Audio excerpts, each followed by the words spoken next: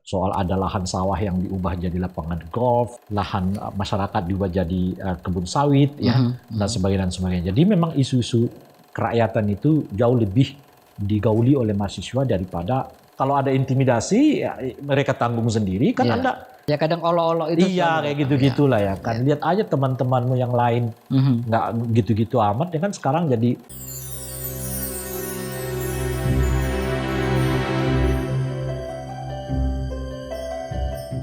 Ya, kita kembali ke obrolan menolak lupa. Bung Rey, kira-kira dalam konteks hari ini, dari semua tadi cerita masa lalu kita, ya, kemudian kita kontekstualisasikan di dalam situasi fenomena hari ini. Tadi misalnya Bung Rey bilang dalam waktu 2 hari Bung Rey sudah jadi demonstran. Konteks hari ini dalam waktu 2 hari sudah bisa menjadi ketua umum gitu ya. Nah, artinya apakah menurut Bung Rey kita mengalami setback kemunduran atau seperti apa? Kalau dalam urusan yang saya kan seringkali menyetir lagu Indonesia Raya itu ya, Bung. Jadi kan di dalam lagu Indonesia itu bangunlah jiwanya, bangunlah raganya. Gitu. Bangun badannya, ya. Saya kira di 5 tahun terakhir ini kita memberi apresiasi yang cukup lah kepada Pak Jokowi. Oh ya, ya. Terkait tentang apa? Terkait dengan pembangunan yang bangunlah raganya itu. Ya, ya. Ada hal-hal yang kita apresiasi lah. Kan saya kira kita nggak bisa menutup mata bahwa pembangunan infrastruktur di zaman Pak Jokowi ini bagus ya, lumayan, luar biasa lah ya. Ya itu diapresiasi. Diapresiasi dibandingkan dengan presiden yang sebelumnya gitu ya. Tapi di tengah perkembangan pembangunan yang bersifat ragawi itu, kita agak tertinggal ini di bidang yang rohani gitu. Ya. Yang rohnya itu, tadi. Iya, yang roh dan jiwa itu apa sih? Itu ya demokrasi itu. Ya kan kalau kita lihat sekarang indeksnya di banyak indeks itu kan jelas kita akan misalnya kebebasan berpendapat terancam. Ya kan. Indeks korupsi kita juga tinggi. Ya kan. Penegakan hukum terlihat pincang. Ya kan. Kalau ke pendukung pemerintah tumpul ke pengkritik pemerintah bisa sangat cepat prosesnya macam-macam dan sebagainya gitu ya. Nah kalau kita konteks termasuk yang Anda sebutkan tadi sebetulnya proses situasi kita menjelang pemilu ini bayangan saya Bung Jojo inilah pemilu yang yang boleh disebut kurang bermutu dibandingkan dengan pemilu-pemilu sebelumnya. Kenapa saya katakan begitu? Ya pertama proses orang menjadi presiden itu, calon presiden itu. Anda bisa bayangkan setahun bersama ini pindah dalam hitungan hari. Setahun bersama ini pindah dalam hitungan. Ada orang yang dibesarkan oleh partai tertentu dan diberi macam-macam fasilitas, dia bisa saja meninggalkannya dengan cepat tanpa ada ungkapan rasa terima kasih.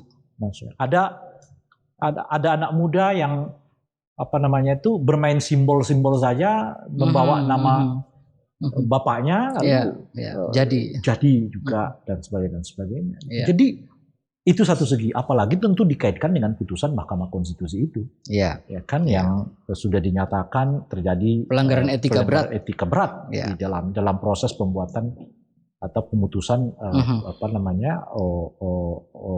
pasal itu gitu. Artinya dia lahir dari proses yang cacat sebenarnya. Itu dia. Menurut saya saat yang bersamaan kita nggak melihat Bawaslu-nya bekerja dengan optimal, KPU-nya malah jalan-jalan ke luar negeri sampai nggak sempat RDP dengan ke DPR, padahal mereka sendiri yang meminta ya. Padahal situasi lagi genting seperti sekarang. Jadi banyak indikator di luar yang kita sebutkan itu kelihatan memang kita agak menurun. Dan bagi saya ini betul-betul di luar apa yang pernah kita bayangkan ya di waktu kita melakukan reformasi dahulu gitu. Banyak kejutan di pemilu sekarang Karena kita kan membayangkannya ya pertumbuhan ekonomi kesejahteraan itu harus bisa tidak. Tapi saat yang bersamaan jangan meninggalkan juga ya penyehatan kualitas demokrasi. Betul. Nah sekarang yang kita kelihatan ini adalah kita membangun infrastrukturnya demikian besar dan itu kita apresiasi. tapi jangan dikorbankan demokrasinya. Itu yang menghasilkan tingkat kepuasan terhadap Jokowi tinggi. Nah, tingkat kepuasan karena infrastruktur ini lalu dikonversi dengan menurunkan kualitas demokrasi kita. Seolah-olah ditukar guling begitu ya. Sukses di sini, tidak sukses di sisi yang lain. Lebih tepatnya tadi Anda sebut sebagai semacam tukar guling itu tadi, gitu ya. Jadi beliau ingin meminta, ya kalau Anda berterima kasih, apa dong buktinya kan kira-kira gitu ya. Ya itu dong buktikan dong, jangan cuma ucapan-ucapan terima kasih dong ya. Nah, sebagai bukti ungkapan terima kasih itu, ya bolehkan dong anak saya jadi contoh. Kira-kira begitulah situasinya.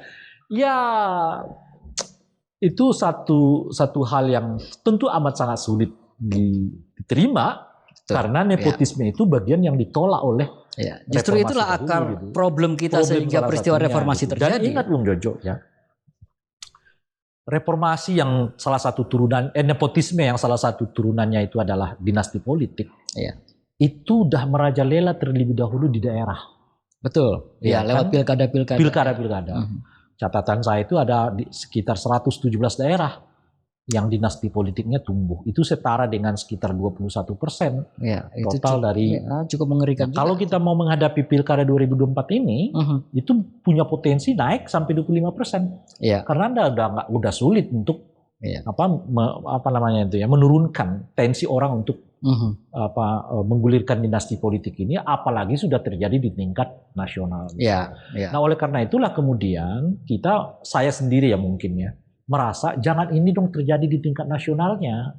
Jadi harus tetap ada figur di tingkat nasional itu yang mengkonter yang bisa menjadi teladan, yang mengkonter praktek-praktek yang dipertontonkan seperti saat ini, di mana kekuasaan dibagi ke keluarga, ke anak, ke suami, ke istri, ke bapak, ke ibu, ke saudara, saudari, macam-macam dan seterusnya. Apakah ada situasi begini misalnya, ketika dilihat ada semacam permisif ya dari masyarakat di level daerah-daerah, maka pemerintah pusat mengambil kesempatan itu karena di daerah sudah permisif, maka di pusat pasti juga akan permisif.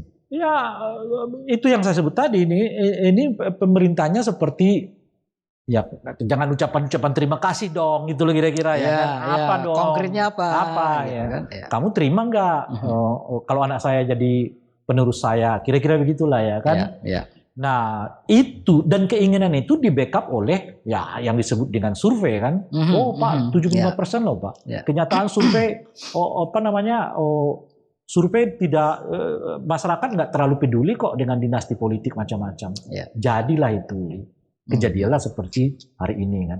Jadilah barang ini. Bahkan prosesnya pun dilakukan dengan satu putusan yang dilahirkan melalui proses yang cacat etik, cacat etik itu. Dan lagi-lagi ketika disurvei orang nggak ada masalah kok dengan putusan MK itu, lalu jalan lagi gitu kira-kira.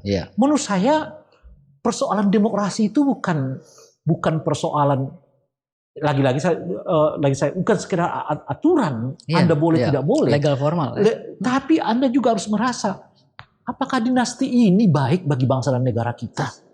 Gitu.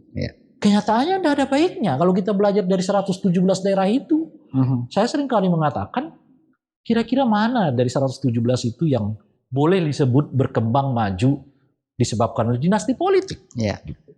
Dan yang ada adalah yang sebaliknya, banyak dari dinasti politik itu yang masuk ke penjara, sehingga seringkali saya meledek lama-lama itu KPK itu nanti adalah penjara bagi koruptor dinasti politik. Karena konsekuensi dari dinasti itu selalu melahirkan korupsi. Karena nggak ada lah namanya dinasti demi bangsa dan negara. Kalau demi bangsa dan negara itu justru aja jangan dinasti gitu. Sehingga sirkulasi kekuasaan tetap berputar macam-macam dan seterusnya. Nah itu yang kita lakukan saat ini. Kita pingin ada yang mengatakan dari elit ini tidak lagi, karena ini bertentangan dengan semangat dan tujuan reformasi dahulu yang sudah dicetuskan sebagai poin pertama dari tuntutan reformasi itu adalah tolak KKN, kolusi dan nepotisme. Nah ini yang kalau Anda sebut tadi dikorelasikan dengan sekarang ini adalah makin permisifnya orang menerima nepotisme, lebih permisif lagi karena itu terjadi di tingkat nasional, dilakukan oleh presiden yang sedang berkuasa, dan orang merasa itu tidak apa-apa. Itu padahal jelas-jelas waktu dulu kita reformasi, satu faktor mengapa reformasi itu kita dorong. Reformasi terlahir dari praktek-praktek seperti karena maraknya praktek dinasti dan nepotisme politik itu. Oke, kita lanjutkan di sesi berikutnya. Terhadap kelompok teman-teman adik-adik kita di mahasiswa dan kemudian elemen-elemen bangsa yang lain, apa yang bisa kita serukan? Tantangan zamannya berbeda. Zaman waktu itu ada kesadaran dari pengalaman hidup mereka, dari diskusi macam-macam. Tapi belum tentu ada keberanian. Sekian persen kan pemilih kita itu anak-anak muda. Tapi mereka sekarang diarahkan untuk soal datang ke TPS, pilih yang Anda suka atau tidak Anda suka. Seringkali di dalam media sosial itu yang keluar bukan argumen tapi komentar gitu. Nah, oleh karena itu